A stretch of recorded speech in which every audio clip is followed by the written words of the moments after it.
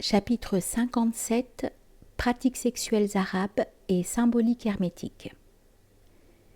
Des pratiques orgiaques à finalité mystique sont également attestées dans l'ère arabo-persane. Mais les informations s'y rapportant se ramènent à quelques aperçus d'auteurs et de voyageurs plus portés à se scandaliser qu'à étudier intelligemment les traditions correspondant à ces pratiques et leurs implications. On trouve une information directe relative à des pratiques sexuelles qui se sont continuées jusqu'à nos jours dans certains milieux arabes d'Afrique du Nord, dans un témoignage faisant partie d'un ouvrage collectif récemment publié.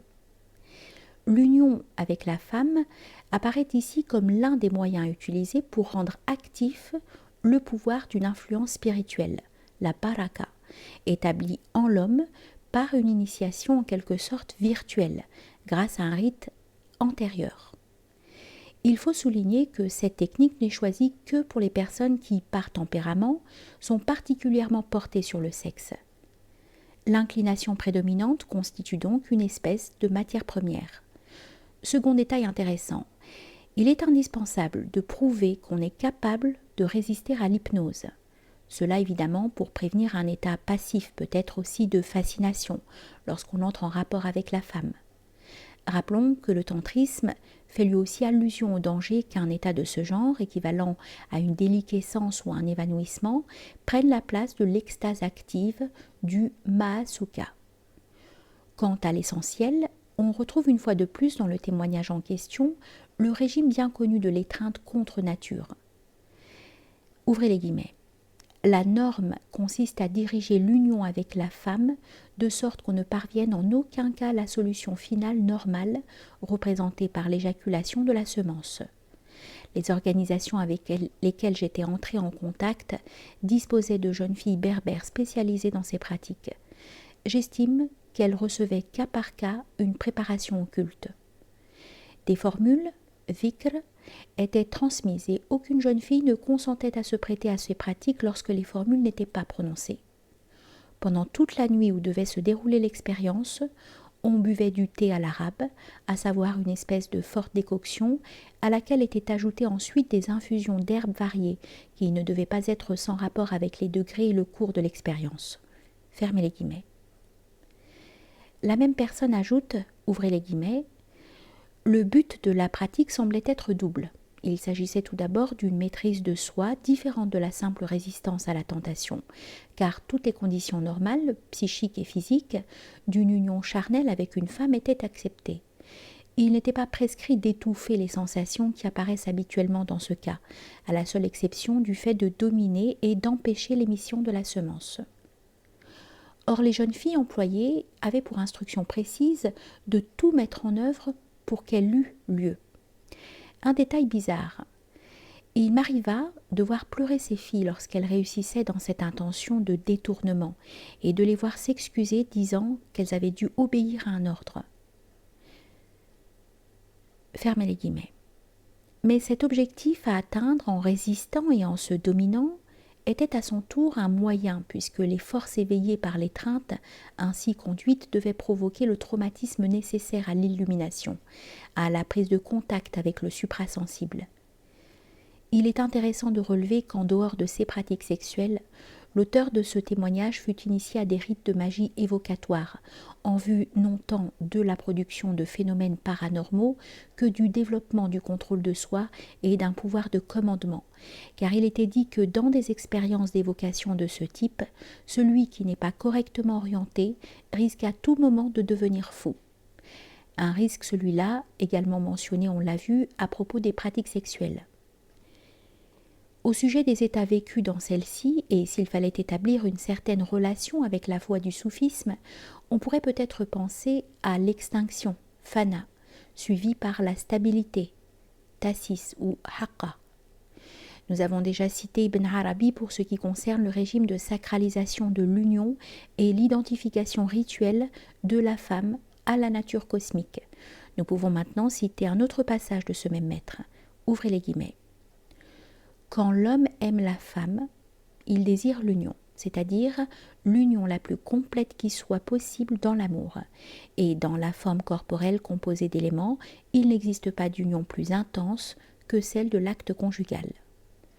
De ce fait, la volupté envahit toutes les parties du corps et pour la même raison, la loi sacrée prescrit l'ablution totale du corps après l'acte conjugal, la purification devant être totale, comme l'extinction de l'homme dans la femme avait été totale lors du ravissement par la volupté de l'union sexuelle. Car Dieu est jaloux de son serviteur. Il ne tolère pas que celui-ci croie jouir d'autre chose que de lui. Il le purifie donc par le rite prescrit, afin qu'il se retourne dans sa vision vers celui en qui il s'est éteint en réalité, puisqu'il n'y a pas autre chose que cela. Fermez les guillemets. Il y a donc transposition de la dissolution à travers la femme dans l'extinction en Dieu, par dépassement du caractère illusoire de la volupté individuelle et charnelle. Telle est probablement la clé de la technique islamique. En ce qui concerne les traditions européennes, il est difficile pour le Moyen-Âge et les siècles suivants d'établir l'existence d'écoles où des procédés analogues auraient été mis en pratique. Nous avons déjà évoqué certains courants particuliers de la Kabbale et les frères du libre esprit. Mais il s'agit là d'un simple érotisme mystique, et rien n'est attesté quant à un régime initiatique spécial de l'étreinte. Il n'est cependant pas exclu que celui-ci ait été envisagé dans d'autres milieux plus fermés. Ailleurs, nous avons cité un texte hermétique et kabbalistique, l'Ash Mézaref, attribué à Isaac le Hollandais, où le symbolisme du coup de lance de Phinéos, qui transperce le couple pécheur au moment de l'étreinte, donnant lieu à des prodiges, peut faire songer à la technique tantrique et taoïste de l'arrêt de la virya durant l'acte amoureux. On pourrait peut-être voir une signification analogue dans l'une des clés de Basile Valentin, la 11e. 2 femmes y sont représentées, montées sur 2 lions qui s'entredéchirent. Elles tiennent un cœur où se déverse et se mêle le fluide du soleil et le fluide de la lune. À côté, on aperçoit un guerrier armé de pied en cap, l'épée levée, prêt à frapper, donc à arrêter le processus. Il se peut aussi qu'une lame du tarot, la 15e, à laquelle on a donné une interprétation hermétique et kabbalistique, renvoie à des procédés sexuels. Elle s'intitule « Le diable ». La figure centrale présente les traits d'une des formes parfois attribuées à la divinité secrète des Templiers, au Baphomet. C'est une figure androgyne, à tête de lion, avec le pentagramme inscrit sur le front. À son bras droit et à son bras gauche sont respectivement associées les 2 formules alchimico-hermétiques Solve et Coagula. La figure tient dans sa main droite un flambeau allumé et s'agissant du solve, cela pourrait indiquer le feu intérieur allumé dans l'opération. La main gauche tient les antiques symboles des organes sexuels masculins et féminins qui sont conjoints. S'agissant du coagula, cela pourrait désigner l'action magique de fixation qui engendre l'androgyne. En outre, on aperçoit en bas de l'image, attaché au socle sur lequel se dresse la figure centrale servant de clé à l'ensemble, un diable mâle et une diablesse qui pourraient correspondre à l'homme et à la femme participant à l'opération sous le signe de cette figure clé, à savoir l'androgyne au pentagramme. La main gauche dirigée vers le haut, vers le flambeau allumé, l'homme fait le geste rituel des bénédictions, tandis que sa main droite est posée sur ses organes génitaux. La femme, elle, touche de sa main droite la partie inférieure de la figure androgyne, sa main gauche recouvrant son sexe. Puisqu'elle se trouve dans la partie du coagula, cela pourrait renvoyer à un second sens de cette formule, c'est-à-dire à la coagulation de lumière astrale, à l'état d'ivresse fluidique qui constitue l'apport de la femme à l'opération. On voit donc qu'une figure de ce genre peut faire allusion, fût-ce dans les détails d'une symbolique abstruse et ambiguë, en mesure d'admettre des significations polyvalentes, aux différents moments d'un procédé de magie sexuelle initiatique. Au sujet de l'hermétisme proprement dit, nous entendons la doctrine secrète qui fut transmise en Occident à travers le langage symbolique et élusif de processus alchimiques. Nous avons déjà affirmé que l'interprétation sexuelle est l'une des interprétations possibles des opérations dont parlent les textes, mais elle ne l'est qu'en raison de la multiplicité des plans auxquels tout symbole initiatique, par sa nature même, peut se rapporter simultanément. Le symbolisme érotique, de fait, joue un rôle très important dans l'hermétisme, et le schéma des procédés dont il s'agit pourrait aussi s'appliquer typiquement au domaine de la magie sexuelle. Nous avons déjà souligné la place occupée dans cette tradition par le symbolisme de l'androgyne du rebis. Dès les anciens textes hellénistiques, il est affirmé que l'essence de l'œuvre consiste dans l'union du masculin et du féminin. Alchimiquement parlant, le masculin est le soufre, force qui est en relation avec le principe du moi et le divin. Quant au principe féminin, il reçoit une quantité de noms. Il est le mercure, l'eau de vie, la materia prima, le solvant universel, l'eau divine, etc. C'est la dame des philosophes dont a besoin notre or, l'or signifiant également le masculin dans son principe être. Notre or corporel, affirme Philalèthe, est comme mort avant d'être conjoint à son épouse. Alors seulement le soufre intérieur et secret se développe. On lit déjà dans un vieux traité d'Ostanès au sujet de la femme « En toi est caché tout le terrible et merveilleux mystère ». Mais le premier effet de l'union occulte est la dissolution, le féminin ou Mercure agissant comme un solvant.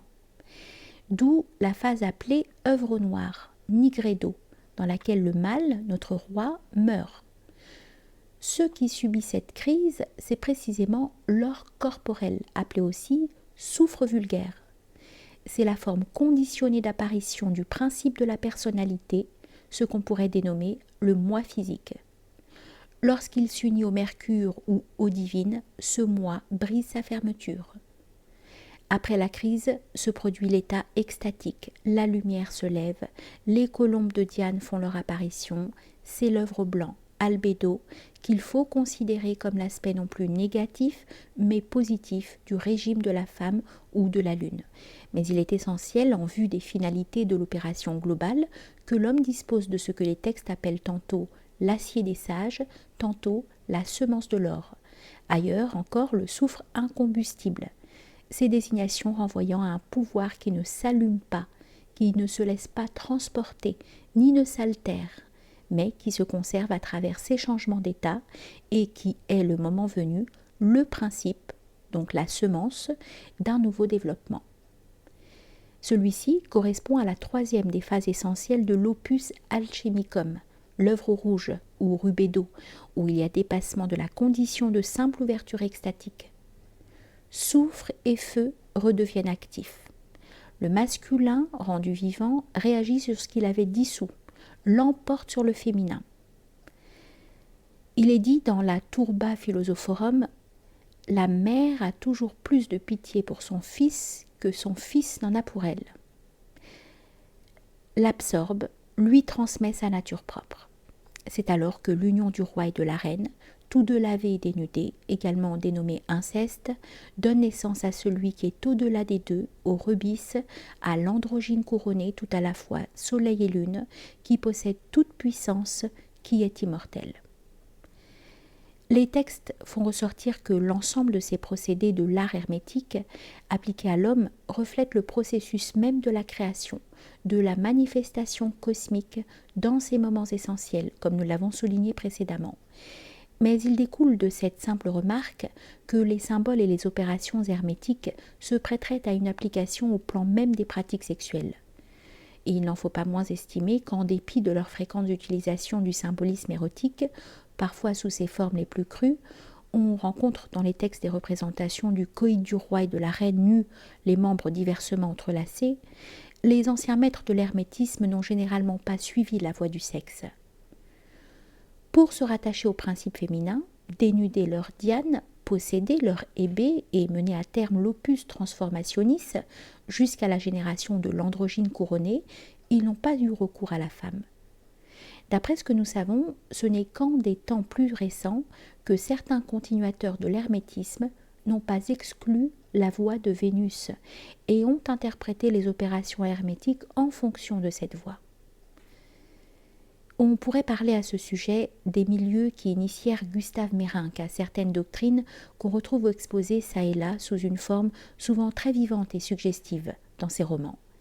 Mais pour des données plus directes, il vaut mieux s'appuyer sur l'école de Giuliano Cremerz, pseudonyme de Ciro Formisano, qui se montra active en Italie à la fin du XIXe siècle et au début du XXe siècle dans le cadre d'une organisation ou chaîne portant le nom de Myriam.